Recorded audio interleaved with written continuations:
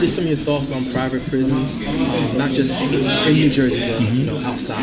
Well, I served in law enforcement for many years. I was a federal prosecutor, and I also was Undersecretary of the Treasury for Enforcement, which meant that the ATF, Secret Service, and Customs reported to me. And I had a lot to do with enforcement policy. I think that we need to take the profit out of law enforcement policy as a general matter. One of the problems that we saw in Ferguson was that arrests, tickets were used to help drive and support the municipal budget. Profit shouldn't drive policy in important public areas, and so I would end private prisons, and that should be a state function. As far as you saying that you fear private prisons, I know that recently you talked about ending the youth detention centers. Is there a reason why you recently added that to your platform? I think that there's a much better way to deal with youth that are in trouble than in the juvenile detention centers. A couple of different reasons for that. One, I am an advocate for starting, if you see that there's going to be a problem, if there's a young person in your family that's in trouble, we ought to have early intervention programs rather than waiting, as we often do, until they're locked up for the first time to say, oh, now we have a program for you. That's one. Two, I think we ought to invest more in alternatives to incarceration, basically putting people that are arrested in connection with drug sales or otherwise, or drug use, putting them in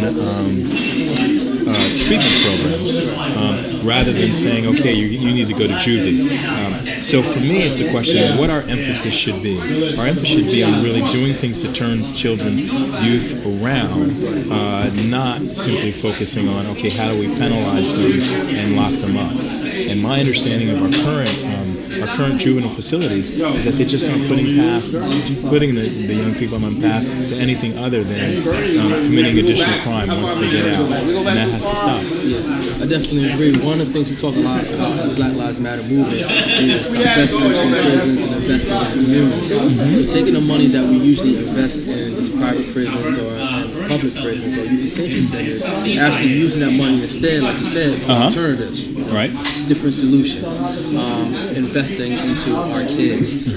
So I kind of like the idea that we're taking a focus on closing the youth detentions and using that money in order to better the kids in real practical ways. But one of the other things, this whole idea of closing the school to prison pipeline is the suspension rates, the expulsion rates. And recently in New Jersey, they put a ban on suspending and expelling, K through second graders in New Jersey. Is there any plans you think to maybe widen that, maybe to K through fifth grade, maybe even K through fifth grade? Because we need different alternatives than arrests for kids or suspending and expelling kids. Because you said the cycle is going to continue on an alternative in place. So my approach starts earlier. It's why I proposed pre-K. A lot of kids that end up getting in trouble in school, and you're an educator, are the kids that they're not able to read. They are frustrated in class. They may have many things going on outside of school that they bring into school, but they are in many respects traumatized. That doesn't mean that children shouldn't be held responsible in some way, but it has to be age appropriate. So to deal with the school to prison pipeline, one of the things that I emphasize is pre-K for all children, so that they're on a path to reading by the end of the time they finish third grade. Between kindergarten and third grade, kids are learning to read. Afterwards, they're reading to learn. And the youth that end up getting the most trouble are the ones that can't read. So that's one. Let's focus on the positive tip. Let's focus on ensuring that our children are actually able to read at grade level by the time they finish third grade. Secondly, we need to look at how punishment is imposed or discipline is imposed in schools. The Department of Justice and the Department of Education in the Obama administration studied this and saw that it was a big difference between how black and brown kids were treated in school with discipline and how white children were treated. And so we need to equalize that and make sure that there's fairness in that whole process. And so we look carefully at that. There are many school systems that have introduced the idea of restorative justice. That is, I think, a brilliant approach to dealing with discipline problems, and changes the nature of the relationship between the student and the teacher.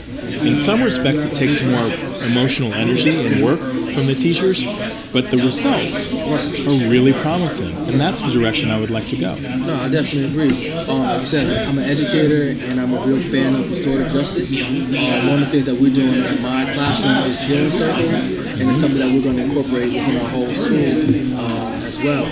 So I'm training all the different teachers on how to have healing circles or healing spaces every morning to build that community within the classroom, and build a community within the school, so that when there is harm, that we repair that harm instead of disposing of the kids or kicking them out or just ignoring the situation, because it's going to keep continuing to happen. Right. And then there are others in other states, and even within New Jersey and within other states, there are circles that take sort of at-risk young men, and they give them the tools to deal with their anger and their frustration in ways that are much more constructive than acting out. That's an important and can be a fairly low-cost thing to do once people are trained to do it, to help short-circuit some of what we see going on in our schools and our classrooms. There's a lot of healing that needs to be going on. Exactly. And we can be both smart about it, but also use our hearts about it as we're pushing forward. And that's what I hope we try to do. Yeah. I really hope that there's going to be more incentives for schools, particularly in the urban areas, to have like healing circles. Because you said, a lot of these kids experience so much harm and trauma. A lot of them hear gunshots every night, hear the ambulances. Some of their family members or friends have been shot or harmed by violence. Their parents have been victims of domestic violence. So they come with all that baggage into their classrooms, and they have no way to vent it or express it to anybody. So healing circles are a definite powerful tool. I think there's one place where we start with that practice, maybe in the school, but it's something that applies to communities as well. Right. After Ferguson and the Garner decision, people came to me and said, we don't want to have just another vigil or have another march. We want to do something different. And I helped set up conversations between law enforcement and the civil rights community and everyday community members, where we had not necessarily healing circles, but conversations about hard issues where we talked about police-community relations. And one of the benefits of that, we were pointing towards developing policy, like the policy on body cams. But one of the benefits of that was that people walked away from these conversations touched in ways that they were not expecting. So one of the most surprising emails I got after one of these sessions in Newark was from the state attorney general, who wrote me and said, "Thank you for creating a space in which I thought that I was simply going to hear complaints, and instead I heard about the impact of poverty in the community, and I learned that people actually wanted law enforcement to protect, but not to persecute." And he was very appreciative of that sort of an interaction. We could do more in this state like that. It's not going to solve all our problems, but it will get us to a point where we're actually solving problems together. Right now, we're not.